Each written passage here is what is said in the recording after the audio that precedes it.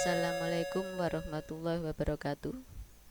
Anak-anak, hari ini kita belajar tentang koordinat kartesius untuk menentukan posisi titik.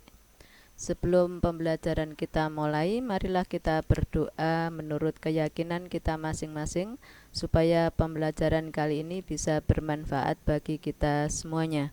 Amin. Berdoa mulai. Selesai.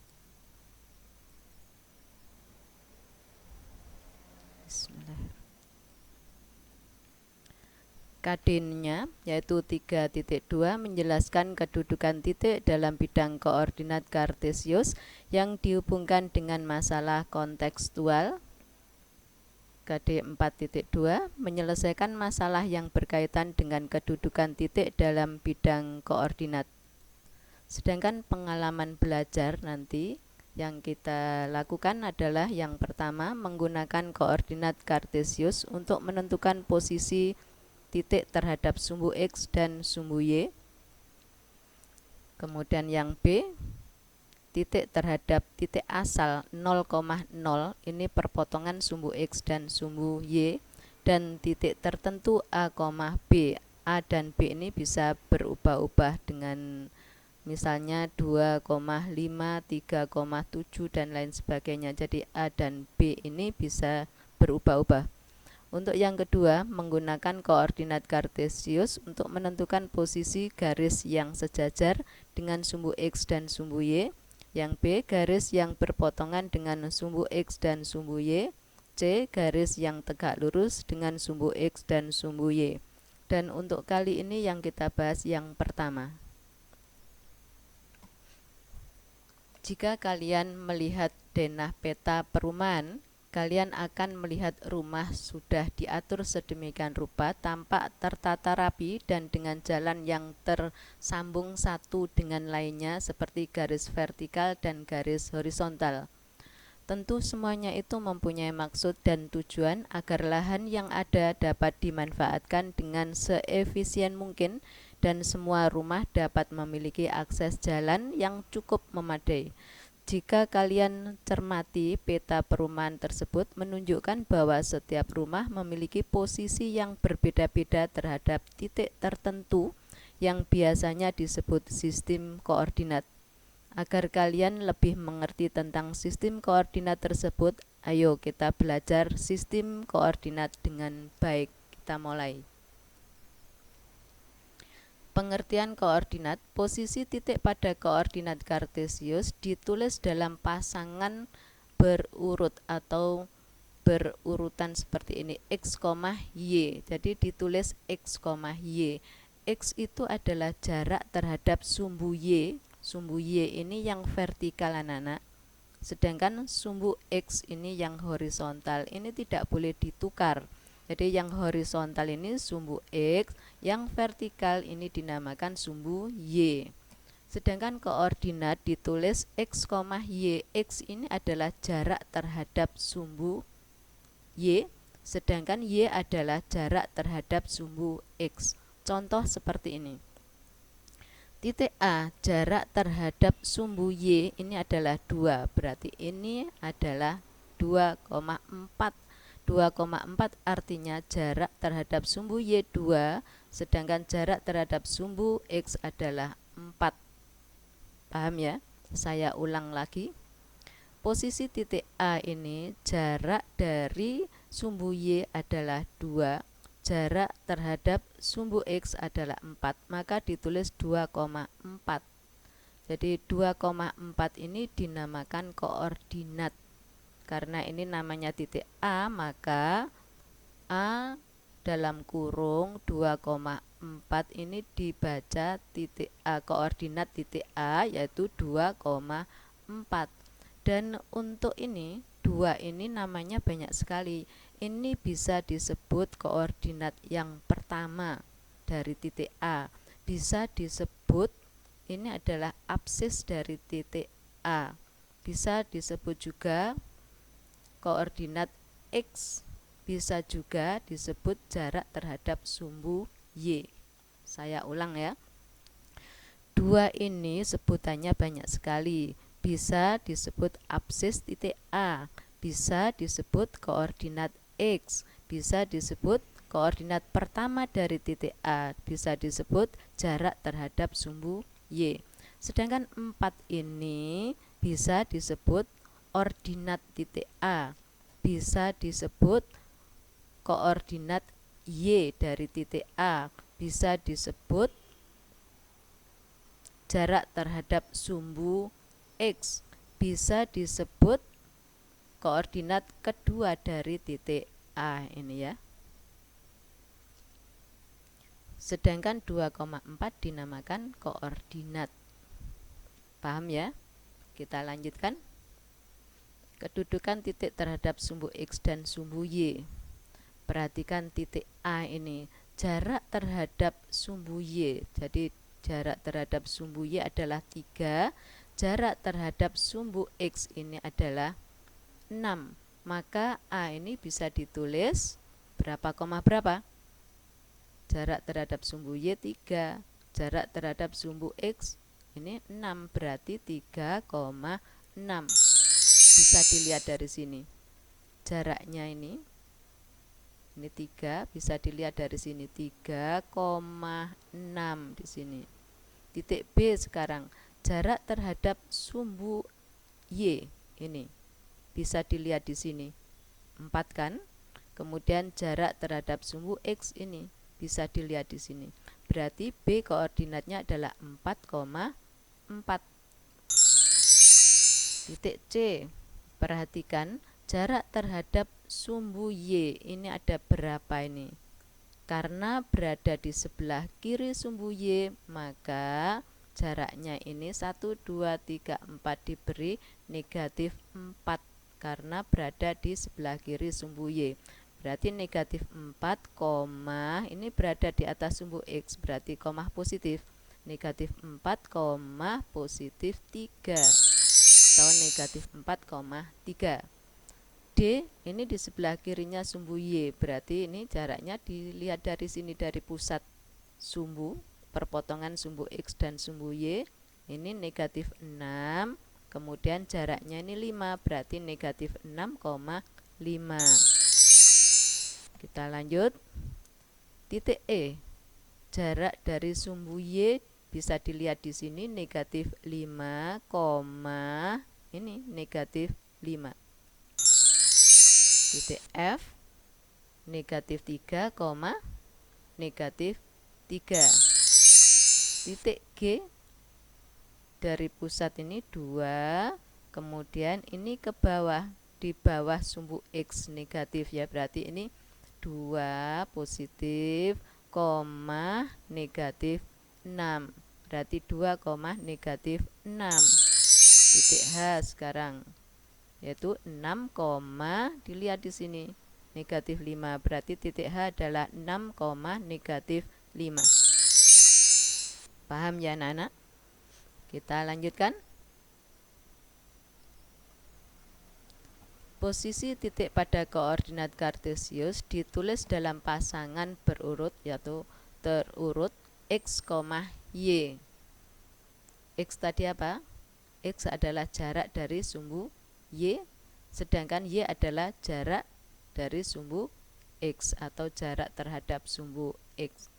Sedangkan untuk sumbu X dan sumbu Y membagi bidang koordinat kartesius menjadi 4 kuadran, yaitu kuadran 1, kuadran 2, kuadran 3, dan kuadran 4. Yang dinamakan kuadran 1 itu X-nya bernilai positif, Y-nya positif. Kuadran 2, X-nya negatif, Y-nya positif. Kuadran 3, X-nya negatif, Y-nya negatif. Kuadran yang keempat, X-nya positif, Y-nya negatif. Oke, kita amati di sini. Nah, yang dinamakan kuadran 1 itu daerah ini. X-nya positif, Y-nya positif. Ini kuadran yang kedua, X-nya negatif, Y-nya positif. Kuadran yang ketiga di sini, X-nya negatif, Y-nya negatif. Kuadran yang keempat, X-nya positif, Y-nya negatif. Jadi yang terletak pada kuadran pertama adalah titik A dan B. Yang terletak pada kuadran kedua adalah titik D dan C. Yang terletak pada kuadran ketiga adalah titik E dan F. Dan terletak pada kuadran keempat adalah G dan H. Oke, kita lanjut lagi. Perhatikan contoh ini. Sebutkan koordinat titik E, B, C, K, dan H. Kalau tidak disebutkan terhadap titik apa, maka semuanya ini kita lihat dari titik pusatnya. Jadi kalau tidak disebutkan terhadap titik apa, seperti ini, maka kita lihat dari titik pusat. Jadi terhadap titik pusat itu perpotongan sumbu X dan sumbu Y. Inilah titik pusatnya. Koordinat titik E seperti tadi, dilihat dari pusat. Ini ke kanan 2, kemudian ke atas ini 4. Jarak dari sumbu Y 2, jarak dari sumbu X adalah 4. Berarti E-nya adalah 2,4. Titik B sekarang, ini B. Jarak terhadap sumbu Y ini bisa dilihat di sini, negatif 6. Jarak terhadap sumbu X ini bisa dilihat di sini, berarti negatif 6,4. Titik C sekarang ini negatif 3,3. Titik K di sini negatif 2, negatif 4. Titik H sekarang, perhatikan titik H. Jarak terhadap sumbu Y adalah 4. Sedangkan jarak terhadap sumbu X tidak ada, berarti 0. Maka koordinatnya adalah 4,0. Nah, seperti ini. Sekarang perhatikan ini. Sebutkan koordinat titik E, B, dan K terhadap titik D. Berarti pusatnya adalah titik D.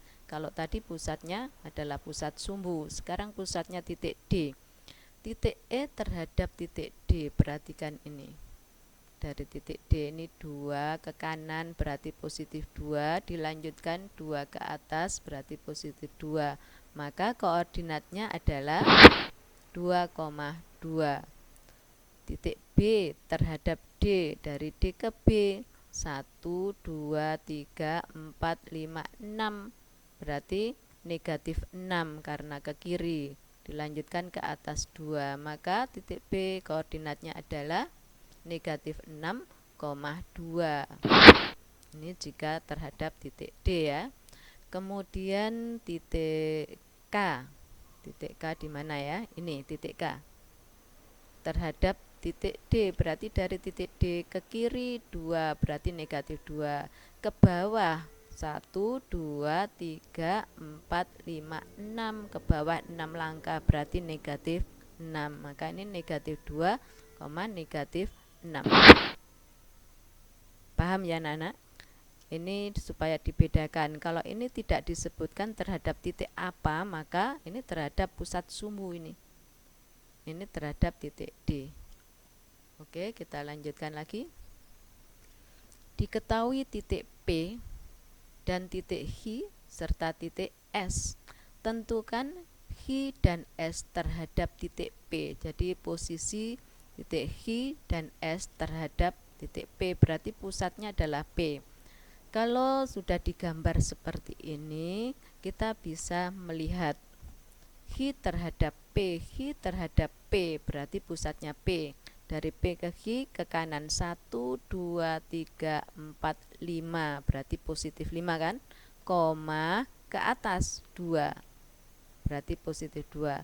Maka titik H terhadap P adalah 5,2. Ini. Kemudian titik S terhadap P. S terhadap P, pusatnya P. Berarti dari P ini ke kiri 2 langkah, berarti negatif 2. Terus ke atas 1, 2, 3, 4, 5, 6, 7, 8. Berarti negatif 2,8. Nah, ini itu kalau kita gambar terlebih dahulu. Bagaimana kalau tanpa gambar? Kalau ulangan nanti, kalau ada soal seperti ini tidak usah digambar, nanti waktu kalian habis. Kalian bisa menggunakan perhitungan. Ini gambarnya saya hilangkan ya. Nah, Q terhadap P, caranya menghitung yaitu ini seperti ini. Lihat ini.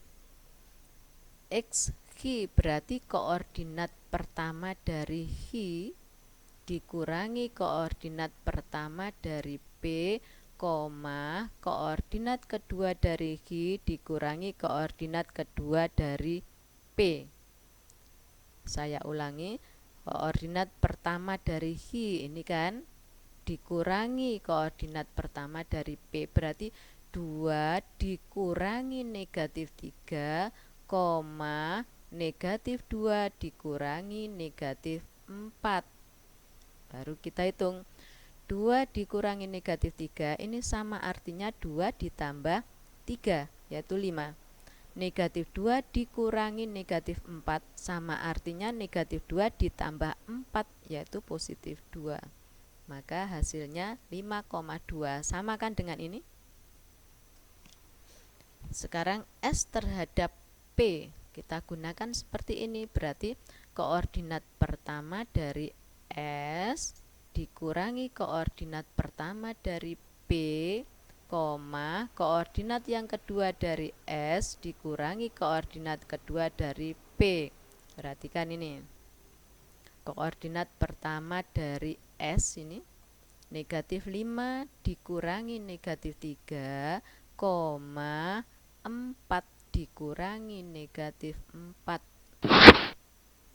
Kalau kita hitung negatif 5 dikurangi negatif 3 sama artinya negatif 5 ditambah 3 yaitu negatif 2. 4 dikurangi negatif 4 sama artinya 4 ditambah 4 yaitu 8. Sama kan hasilnya dengan tadi? Nah, ini nanti supaya dipelajari anak-anak bagaimana kalau menggunakan rumus seperti ini, bagaimana kalau menggunakan gambar. Kalau menggunakan gambar terlalu lama ya. Kita latihan. Lihat gambar ini. Koordinat Beni adalah ini tidak ditentukan terhadap apa, berarti kita hitung dari pusat sumbu, perpotongan sumbu X dan sumbu Y. Koordinat Beni adalah 1,0. Koordinat Citra adalah 2, negatif 3. Koordinat Hafid di sini ya. Jarak terhadap sumbu Y tidak ada, berarti 0 kan, 0, negatif 4.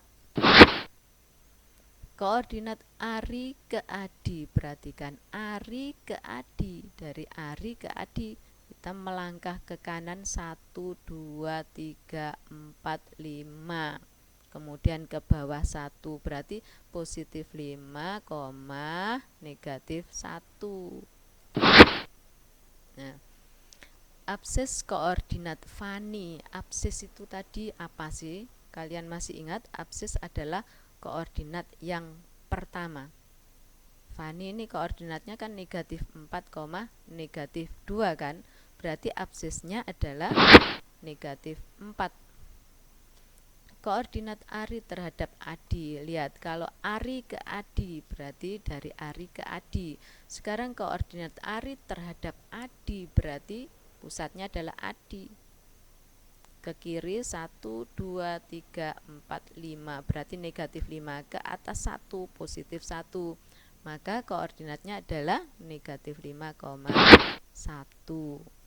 Paham ya? Kita lanjutkan nomor 7.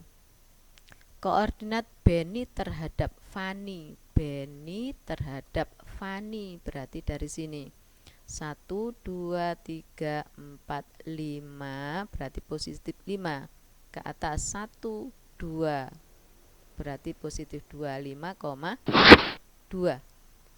Nah, ini perhatikan, ini kalau kamu gambar kertasmu mungkin nggak cukup ya. Jika titik A sekian, titik B sekian, maka koordinat titik A terhadap B. Perhatikan, koordinat titik A terhadap B. Kita menggunakan rumus seperti tadi. Masih ingat ya? Koordinat A terhadap B. Berarti yang mana yang dikurangi dulu? Yaitu ini kan. Negatif 100 dikurangi 315, yaitu negatif 415, 205 dikurangi negatif 155, sama artinya dengan 205 ditambah 155, yaitu 360. Sekarang perhatikan, titik A sekian, B sekian, maka koordinat A ke B, A ke B. Asalnya dari ini 315 dikurangi negatif 100, sama artinya dengan negatif 15 ditambah 100, yaitu 415. Negatif 155 dikurangi 205, yaitu negatif 360.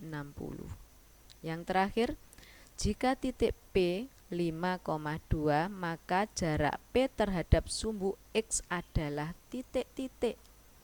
Ini jarak terhadap sumbu Y. Ini jarak terhadap sumbu X. Berarti jarak terhadap sumbu X adalah 2. Ya anak-anak, saya kira cukup jelas. Nanti kalian ulang-ulang kembali ya videonya sehingga kalian sampai paham. Ada tugas anak-anak. Pernahkah kalian berkemah? Dalam perkemahan ada pos utama, tenda, pasar, pos-pos, kolam, dan lain-lain. Coba sekarang perhatikan denah perkemahan di bawah ini. Pertanyaannya nomor 1 ini, posisi perumahan terhadap pos utama. Perumahan terhadap pos utama ini. Yang kedua, posisi perumahan terhadap pasar. Yang ketiga, posisi tenda 2 terhadap pasar. Ya, silakan mengerjakan dengan segera dan kirim dengan segera. Siapa yang mengirim duluan nanti mendapatkan bonus ya. Terima kasih anak-anak atas perhatiannya. Wassalamualaikum warahmatullahi wabarakatuh.